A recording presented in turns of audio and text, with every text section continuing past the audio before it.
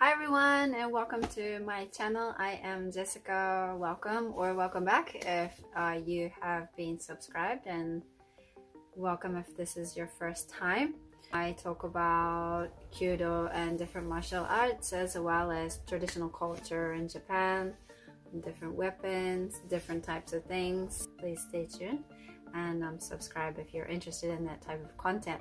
Anyway, today I am going to talk about my trip to Matsumoto.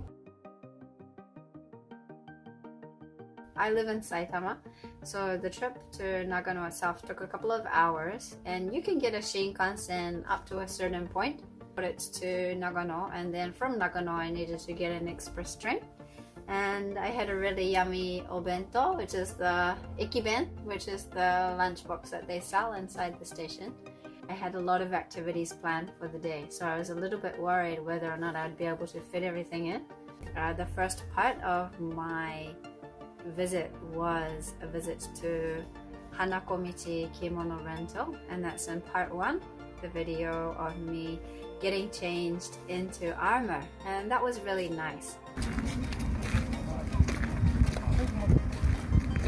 Let's go.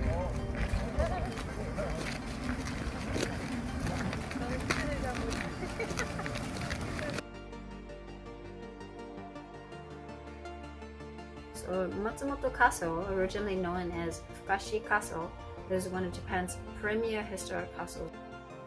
The building is also known as the Koro Castle due to its black exterior, and it opened in 1504, and it has a height of about 30 meters. Also, Matsumoto Castle is designated as a national treasure of Japan, which I think is very special. This was my first castle to go inside of in Japan.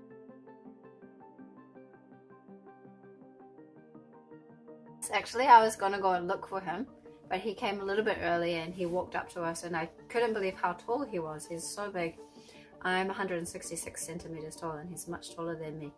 So he's a very big boy, and he is on a lot of social media as Gun Samurai. He is part of the Teppo Tai that are part of Matsumoto Castle. Matt is originally from England, and he's lived in Japan about 8 years. Most of what he posts about is the matchlock related kind of historical information. He likes to play piano and guitar, and occasionally he'll post about his horse riding and this sort of thing. So he's got quite a varied range of interest, and he was kind enough to show me around the interior of the castle, which we're going to get into in just a moment. But it was very kind of him to take time out of his day and to show me around, so I was very lucky for that. He's on all different social media, so I'll list his social media in the description.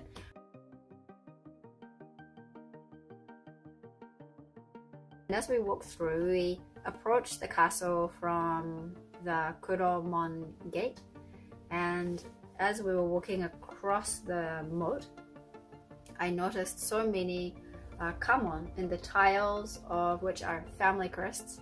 Kamon is family crest in the tiles of the roof as we were going into where the office and the ticket gate are. So this is like the first couple of steps inside, approaching the castle gate. So that was very nice to see all these different mon.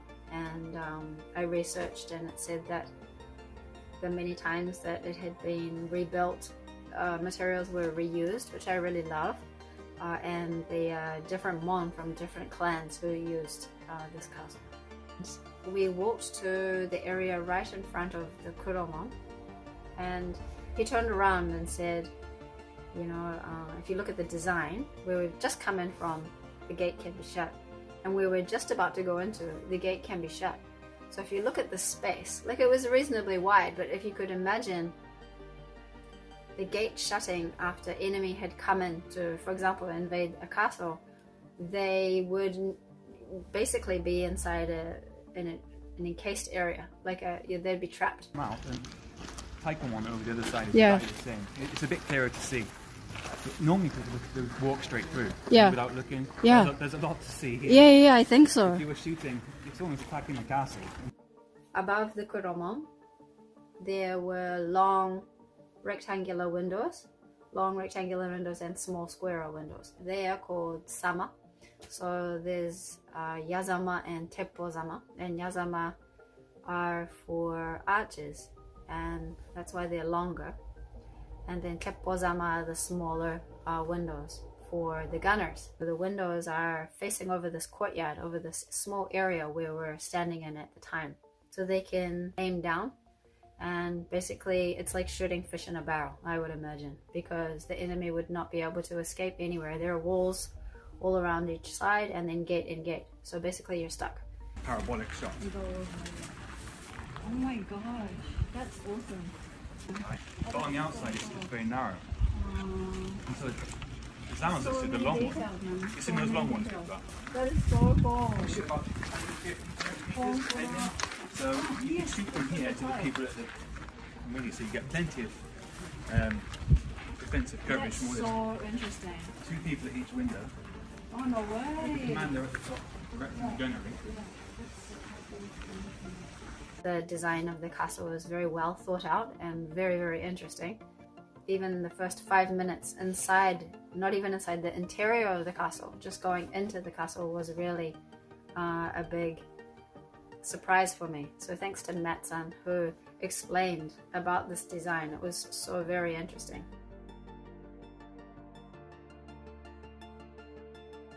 Going back to the sama, which are a type of window, the walls of the window were of course very, very thick, so the same thickness as the wall, so that windows were built into the wall, and they were cut at such an angle that the exterior facing part was very, very small, so to be able to shoot from the outside in was very difficult.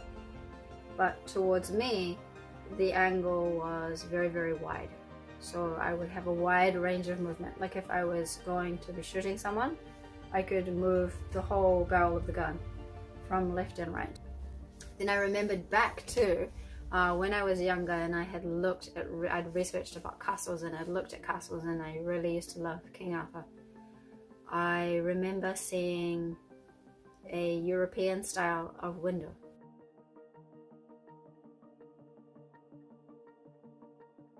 European castles have things called arrow slits, arrow loops, loopholes, which is a narrow vertical aperture in a fortification through which an archer can shoot.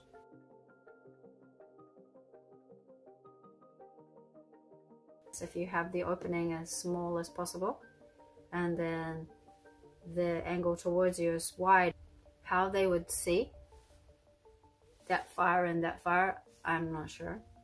But the design is such that it gives you a good range of movement without you having the risk of taking fire.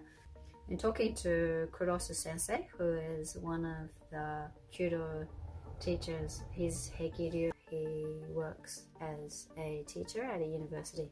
I talked to him about the castle windows and how interesting I thought they were. And he said that in reality, archers, they couldn't be up that close to the window because, when a yumi is strung and then you're pulling it, it will compact itself, like it's a recurve bow.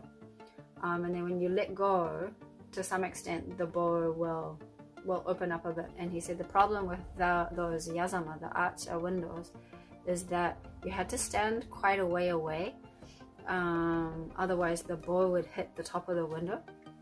So he said the design in terms of not letting enemy fire in was good, but that the bow would end up hitting, and you'd have to stand, for it to be practical, you need to stand away a little bit. So it did make it, unless you were quite skilled, it would be difficult to get it in this smallish window. And even though you think, probably looking at the photo, wow, it's really big, you could probably do that no problem. When you have a bow in full draw, it's quite difficult to, one wrong move and the arrow will fire up somewhere else. So you don't want that. You don't want the arrow firing back inside the castle. So I thought that was interesting, that the practical application and the practical design, some parts of it were a bit impractical. However, it was good for not letting enemy fire in, which I thought was wonderful.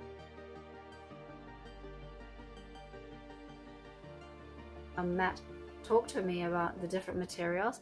that the castle were made out of, and I thought that was really interesting too, and something that I'll get into in other parts of this video series. So I hope to make a couple more videos about Matsumoto Castle, because the castle itself was beautiful. And I wasn't disappointed. I bought several books afterwards, which I should have bought first, which actually they're here. The design of the castle and the different, because over history some parts of it were broken down and some parts of it were renewed. So the inside structure with, you know, black and white diagrams are hugely helpful for me to understand the different parts that I visited. And this is a Japanese book that I got on Amazon. I think it was 1 yen. But that one was very good. And also I got this other one, which is like when you visit Matsumoto for a day trip, the different things that you should go and see. And I was so interested in just all the different parts of the building, especially the roof.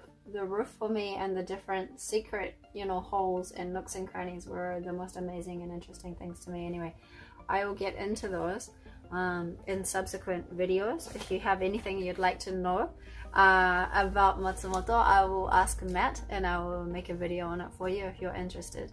I have a couple more parts planned, but basically, yeah, that's the summer windows were really fascinating for me, and the design. As soon as I walked in, like I was stuck, and if I had been the enemy, it would have been taken care of very quickly from the gunners and the archers above and behind me.